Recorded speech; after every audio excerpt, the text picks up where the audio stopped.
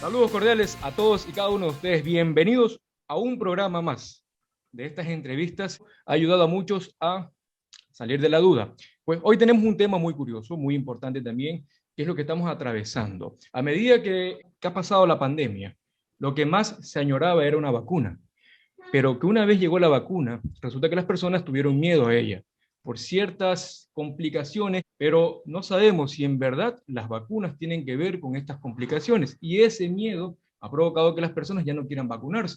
Yo creo que el final de toda esta vacuna, que el final de toda esta pandemia viene por ahí, vacunándonos todos en un porcentaje bien elevado. Hablaremos de las vacunas, cuáles tenemos aquí en el país, que es lo que más interesa. Y tenemos un invitado, el doctor Freddy Mosquera, el que nos va a hablar exclusivamente de esto. Doctor Freddy Mosquera, el mundo lo escucha. Doctor Ítalo, ¿qué tal? Un gusto saludarte, mi hermano, volverte a ver. Muchísimas gracias por este espacio y por en este tiempo poder abordar este tema que, como bien tú lo indicas, es bastante importante. Y más que importante, bastante controversial. Exacto. Porque sin querer ahondar en la tragedia que está viviendo el mundo, que todos la conocemos, la vacuna realmente es una luz al final del túnel. Y esa luz, debido a paradigmas, tabúes, se ha ido siendo difíciles de alcanzar debido a que las personas están muy renuentes a vacunarse. Fíjate que enero del 2021, de este año, en enero que se empezó a hablar de la posible vacunación, el porcentaje de aceptación por parte de la gente era muy mínimo. Nadie quería vacunarse. Se empezaron a especular cosas como de que nos iban a introducir un chip, de que nos iban a controlar, de que iban a haber mutaciones en parte, que íbamos a... Bueno, un montón de cosas que realmente no tienen ni pies ni cabeza. Son cosas que no están basadas en la ciencia y justamente hoy esa es la finalidad. Despejar todas esas dudas, alejar ese miedo de la gente y finalmente invitar a todo el mundo a que acuda a la vacunación por la importancia que tiene esta. Sí, de hecho yo soy testigo de que muchas personas, más aún en el sector rural, tienen miedo a la vacunación, que eso de lo que tú hablas, lo del chip, parece mentira, pero hay personas que se han tomado en serio ese tema. Y bueno, el tema de los coágulos, todo esto ha generado ese miedo, pero yo estoy seguro que con la charla de hoy ayudaremos a estas personas a que recapaciten y tomen una mejor decisión. Bueno, vamos al punto. ¿Cuáles son las vacunas más importantes a nivel nacional? Hablando de Ecuador, ¿no? Más netamente. Bien, sí. Bueno, las vacunas más importantes o las vacunas que se comercializan aquí en el Ecuador, que se están utilizando, pues son las que vamos a tocar, ¿no? Principalmente a la cabeza la más conocida, la de Pfizer, la vacuna americana que tiene la mayor cantidad de efectividad, la más segura, la más aceptada, junto con la de Moderna. Y por el otro subgrupo, las vacunas de AstraZeneca de Sinovac. Las divido en estos dos grupos justamente para explicar cómo trabajan este tipo de vacunas, que de ahí va un poquito la controversia y el miedo de las dos, ¿no? La vacuna de Pfizer y la vacuna de Moderna son vacunas de ARN mensajero. A diferencia de lo que comúnmente conocemos, vacuna de virus inactivo, estas vacunas no introducen a nuestro organismo el virus como tal, sino que producen una proteína, básicamente una sustancia en nuestro organismo para que lo estimule a producir anticuerpos contra la enfermedad. Es decir, en nuestro organismo no entra el virus como tal, diferenciándola de la vacuna de AstraZeneca y la de Sinovac, que pues sí manejan un mecanismo completamente diferente. Y desde ahí se despeja una de las principales dudas que la mayoría de las personas la tienen. ¿Por qué se hizo tan rápido? ¿Por qué en tan pocos meses ya teníamos una vacuna? ¿A qué se debió? Las primeras que salieron, Pfizer y las primeras que fueron aceptadas, mejor dicho, Pfizer y Moderna, que trabajaban con este ADN, con este ARN mensajero, es un mecanismo que no es nuevo, no es nuevo, ya eso se viene trabajando hace 30 años. De hecho, la vacuna del citomegalovirus funciona de esa forma. La misma vacuna contra el VIH que no se ha podido sacar, no por el mecanismo del ARN, sino por la mutación del virus, ya trabajan de esa forma. Entonces, por ahí tenemos que ya no es algo nuevo. Ya ese mecanismo ya se venía trabajando, ya lo conocían y pues se lo desarrolló. Segundo punto, en enero del 2020, a tan solo un mes de haberse confirmado el primer caso de coronavirus, se empezó con la codificación genética de este virus. Es decir, desde ahí ya se empezó a trabajar. 10 meses después se logró la vacuna y el tiempo se vio acortado no por factores externos, sino principalmente indican los especialistas y los científicos que es debido al alza tecnológica que tenemos ahora, ¿no? Anteriormente no se podía trabajar con la facilidad de la computación como tal. En las primeras y las más grandes pandemias no había una tecnología como la que hay ahora y eso facilitó mucho a que en tan pocos meses ya haya una vacunación como tal, ¿no? Entonces por ahí despejamos la duda de por qué se hizo tan rápido. Entonces tenemos la Pfizer y la Moderna como un ARN mensajero, luego tenemos la AstraZeneca, que esa pertenece a las vacunas vectores virales. El tema de la efectividad, que habla de ese porcentaje, tanto 90, 91. Las que tienen un porcentaje más alto indiscutiblemente son la de Pfizer y AstraZeneca. Superan el 90% de efectividad después de la segunda dosis. La de Pfizer y la de Moderna. Moderna. AstraZeneca y Sinovac un poco inferior. Pero dato curioso, actualmente en Chile se está llevando un estudio a cargo del rector de la Universidad Católica de Chile, el cual asegura que la vacuna de Sinovac de China está aumentando y lo dividen ellos en tres tipos de pacientes o de escenarios, básicamente, de acuerdo a su efectividad. Los pacientes logran alcanzar una remisión una protección de la vacuna hasta en el 100% en casos graves o que requieran intubación. Una protección hasta del 100%. Es una de las vacunas que ha sido de las últimas en sacarse y que ha alcanzado un porcentaje bastante alto. Está haciendo un estudio, como te digo, ahorita en Chile, una población de 3.900 pacientes, si no me equivoco, y ha lanzado estos datos. Entonces, nos dice que con la primera dosis de la vacuna Sinovac, recordemos que son dos dosis, con la primera dosis de la vacuna Sinovac se alcanza a una efectividad del 50%. Después de la segunda dosis, 2 semanas después, se han visto que la eficacia supera el 90% y para evitar básicamente desencadenar un cuadro de COVID grave que requiere intubación, la efectividad es del 100%.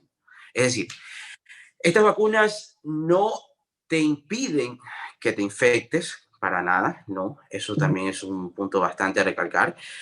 El paciente se puede infectar después de la vacuna, lo que hace es que la sintomatología disminuya.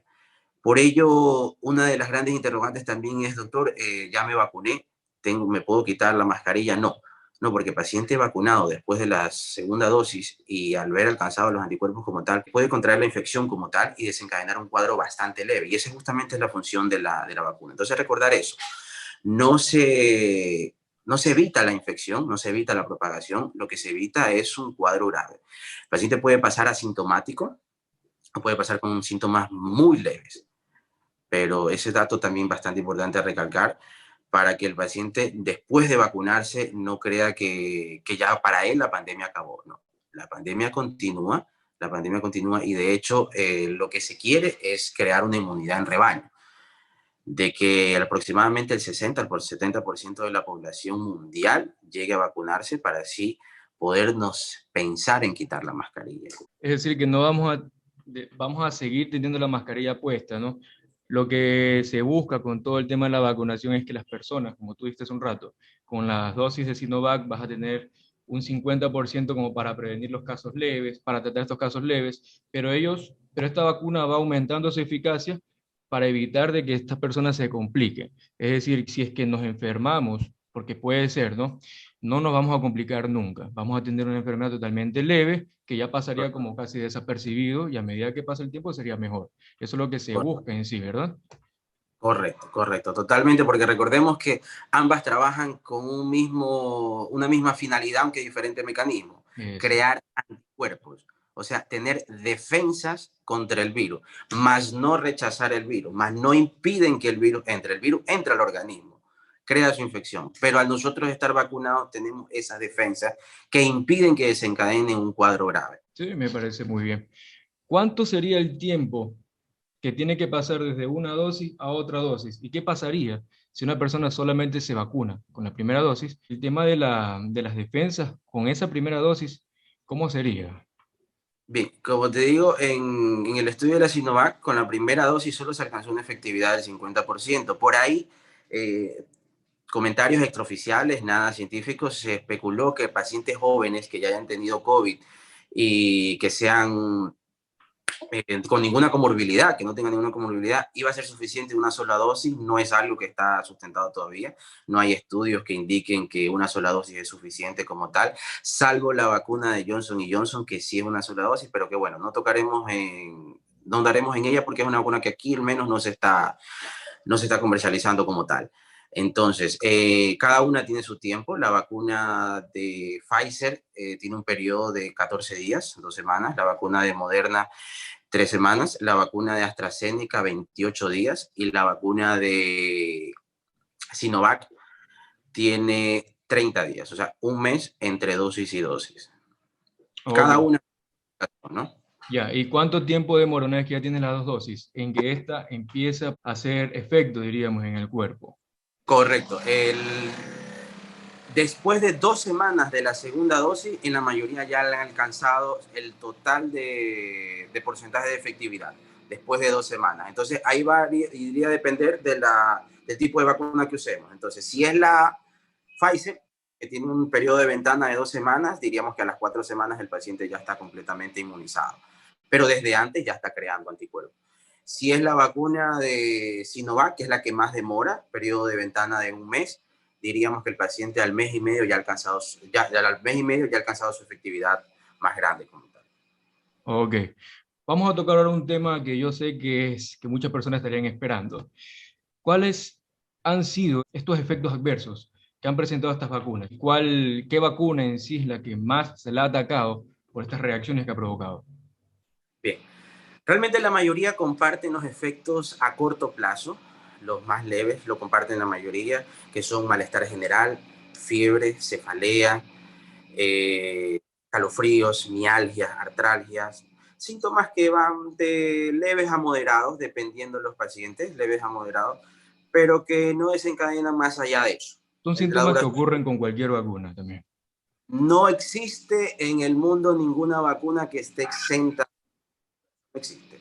Todas tienen uno u otro efecto adverso. Estos son los efectos adversos más comunes y aquí nos vamos a centrar un poquito en AstraZeneca, que es la vacuna que ha atemorizado un poquito más al mundo entero realmente por las evidencias que se vio en cuanto a los coágulos o trombosis. Después de la primera dosis, se presentaron pacientes que produjeron coágulos.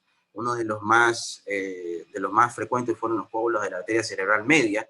Sabemos lo complicado que es eso, pacientes que inclusive fallecieron, pero que bueno, se están estudiando hasta el día de hoy todavía. En el Reino Unido fue donde se presenció mayor cantidad de estos efectos adversos. 17 personas fallecieron a causa de esto, pero la Organización Mundial de la Salud no la desaconseja todavía. Estadísticamente, el beneficio frente al riesgo que da es superior. Solo enfoquémonos en el Reino Unido, como te digo, 17 personas fallecieron a causa de estos coágulos, pero se vacunaron más de 20 millones. O sea, si lo llevamos a la estadística, el porcentaje es muy inferior al 0.1% o menos. De las personas que más fueron afectadas fueron las personas adultas jóvenes. Por ello, en Alemania, en Italia y en España se desaconsejó estas vacunas para personas menores de 60 años. Personas mayores de 60 años no se evidenció este tipo de complicaciones, así que en ellos resultó ser seguro utilizar la AstraZeneca. Actualmente es una vacuna que se sigue utilizando. Tanto la Organización Mundial de la Salud, la Organización Panamericana de la Salud y la BBC siguen aconsejándola. No se la ha aconsejado como tal y lo catalogaron como un efecto adverso sumamente raro de la vacuna.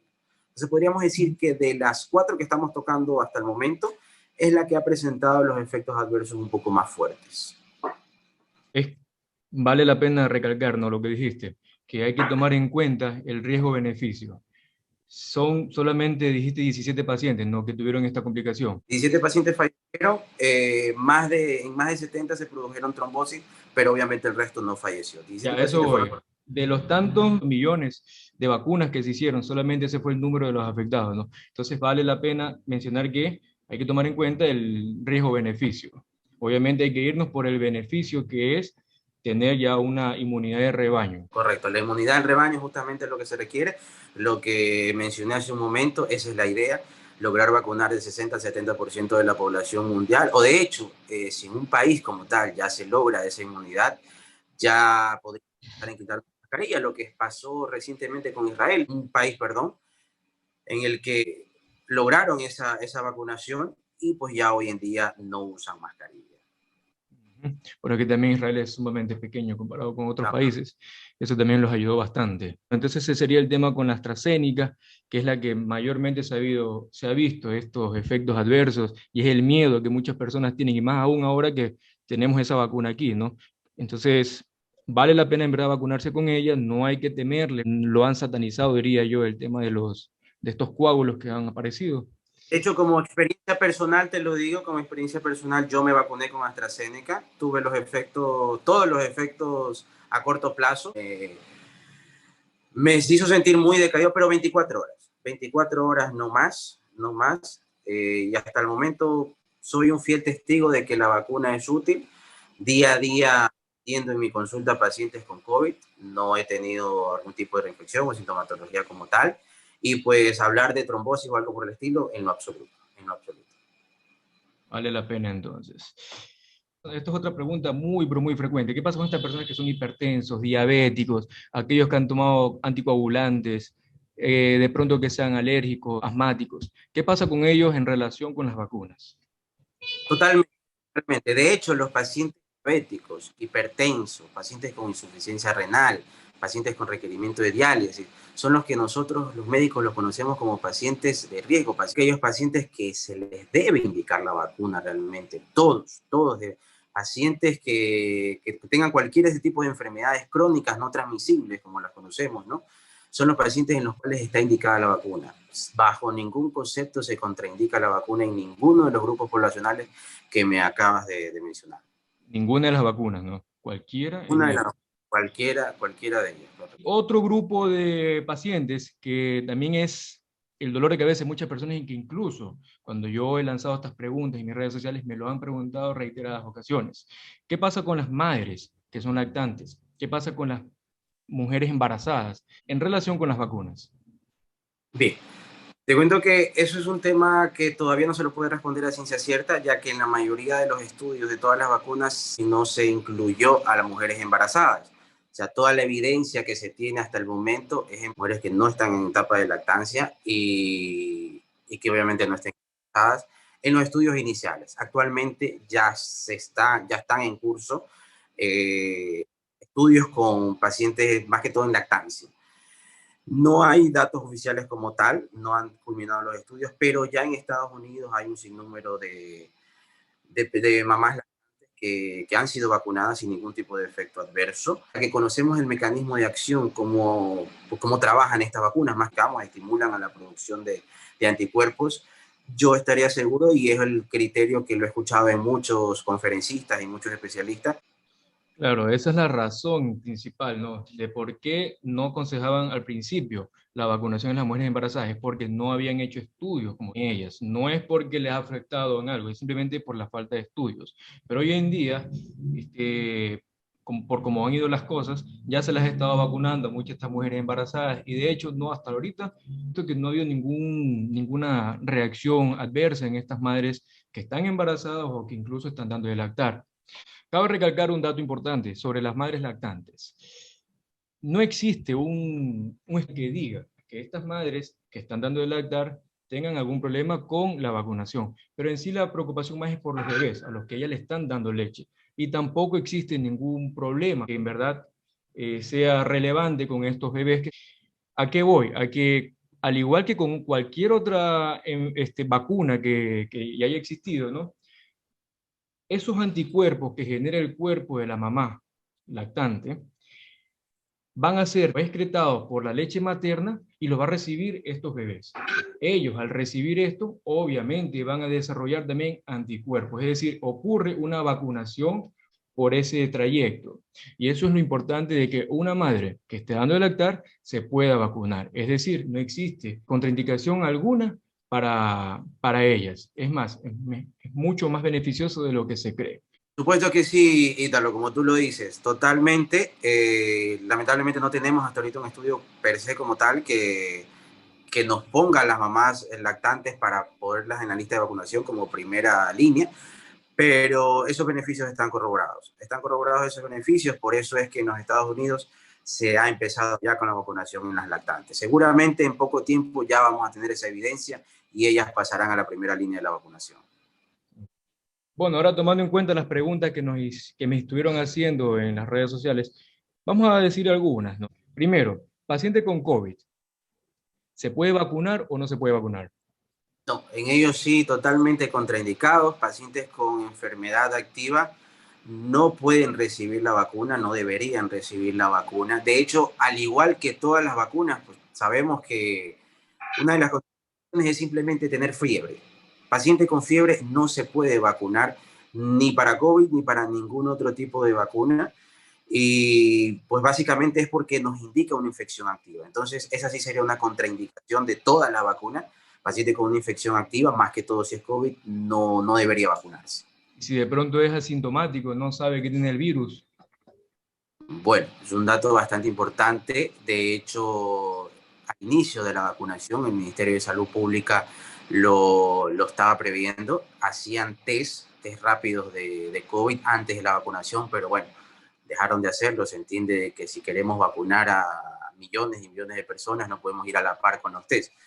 Entonces, en ellos sí es un poco complicado, sería bueno de que por sí, pero si el paciente presenta algún ligero síntoma o si ha estado en contacto, eso es bastante importante, el paciente que ha estado en contacto con alguien con COVID y así esté asintomático, preferible primero cerciorarse, hacerse la prueba y en el caso de salir negativa, pues acceder a la vacunación. Dijiste algo curioso ahorita. En los pacientes que tú dijiste que tiene COVID, que tiene que esperar, ¿cuánto tiempo después de haber superado la enfermedad tiene que esperar este paciente para poder vacunarse? Bien, esto es básicamente, no hay una contraindicación como tal en el tiempo. Esto básicamente se aconseja que el paciente con COVID se vacune después de 6 meses aproximadamente. Ojo, ¿por qué? Porque la enfermedad como tal, por sí, crea anticuerpos, es decir, crea inmunidad contra la misma enfermedad después de haberla superado. El tiempo promedio que nos reflejan los estudios que están activos estos anticuerpos, y es decir, nos defienden contra la enfermedad, es de 6 meses. Entonces, en los 6 meses posteriores a haber tenido la enfermedad activa, el paciente ya va a estar protegido por sí, es decir, no necesita la vacuna. Son 6 meses en los que podemos ganar vacunando a otras personas que sí la necesitan. Eso no quiere decir que un paciente que ha tenido COVID y se vacuna a los 4 meses vaya a desencadenar una reacción anafiláctica, una respuesta adversa severa, o se vaya a infectar por sí. No, bajo ningún concepto, no. Se aconseja de que esperen 6 meses porque es el tiempo que se sabe que están activos los anticuerpos que ha creado el mismo organismo posterior a la infección. ¿Existe alguna contraindicación para vacunarse? Por supuesto que sí, pocas, pero sí las hay. Pacientes que sean alérgicos a algunos componentes de la vacuna específicamente, sí. Pacientes que sean alérgicos o hayan presentado alergia a otro tipo de vacunas que trabajen con este mecanismo de ARN mensajero, estarían contraindicados. Y pacientes con alergias medicamentosas inyectables, inyectables. Cualquier tipo de medicamento que previamente haya sido inyectado en él y haya provocado una respuesta anafiláctica, se los desaconseja que se vacune. Esto excluye, es decir, no entran pacientes que sean alérgicos a los AINES, no entran pacientes que sean alérgicos a las sulfas, a las penicilinas, que recordemos que la penicilina es inyectable por vía intramuscular, más no por vía intravenosa. Entonces, en ellos no está contraindicado.